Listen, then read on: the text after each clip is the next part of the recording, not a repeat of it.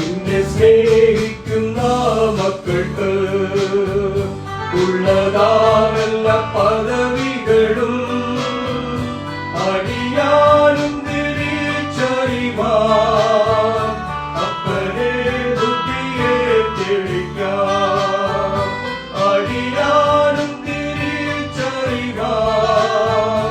അപ്പനെ ബുദ്ധിയെ തെളിക്കാം പറകാ ഞാൻ പ്രാർത്ഥിക്കുമ്പോ കർത്താവേ ഇനി ഞാൻ ഭാവിക്ക് പ്രേമഗീതത്തെ നീ കാട്ടുക കർത്താവേ ഇനി ഞാൻ ഭാവിക്ക് പ്രേമഗീതത്തെ നീ കാട്ടുക. ദൈവനാമത്തിന് മഹത്വമുണ്ടാകട്ടെ. ഇന്നത്തെ പ്രഭാത ധ്യാനത്തിനായി 37 സങ്കീർത്തനം 26 വാക്യം.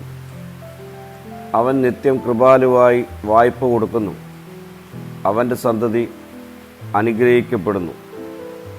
യഥാർത്ഥ ആത്മീയ സുരക്ഷ ഭൗതിക സമ്പത്തിൽ നിന്നല്ല, കൃപയോടെയുള്ള ദാനത്തിന് ജീവിതം നയിക്കുന്നതിലൂടെയാണ് വരുന്നതെന്നും നീതിമാനായ ഒരാളുടെ കുടുംബത്തിന് ലഭിക്കുന്ന അനുഗ്രഹം അവരുടെ വിശ്വസ്തതയുടെ ശാശ്വതമായ അനന്തര ഫലമാണെന്നും ഈ വാക്യം നമ്മെ ഓർമ്മിപ്പിക്കുന്നു. ഒരുവൻ്റെ ജീവിതത്തിലെ അനുഗ്രഹങ്ങൾ അവരുടെ നീതിനിഷ്ഠമായ പെരുമാറ്റത്തിലും കാര്യവിചാരകത്വത്തിലുമുള്ള ദീർഘകാല പ്രതിഫലമാണ്. ദൈവത്തിൻ്റെ വിശ്വസ്തതയിൽ വിശ്വസിക്കുന്നത് ഉദാരമായി ദൈവം നമുക്ക് നൽകിയിരിക്കുന്നവ മറ്റുള്ളവർക്ക് നൽകുന്നതിന് ഒരു മുഖാന്തരമാണ്. മറ്റുള്ളവരുടെ ആവശ്യങ്ങൾക്ക് വേണ്ടി നാം ചിലവിടുമ്പോൾ നമ്മുടെ ആവശ്യങ്ങൾ നടത്തുവാൻ ദൈവം ഇന്നും വിശ്വസ്തനാണ്. പ്രിയ സ്നേഹിതരെ, നീതിയിലും ഔദാര്യത്തിലും വേരൂന്നിയ ഒരു ജീവിതം നയിക്കുവാൻ നമുക്കൊരുങ്ങാം.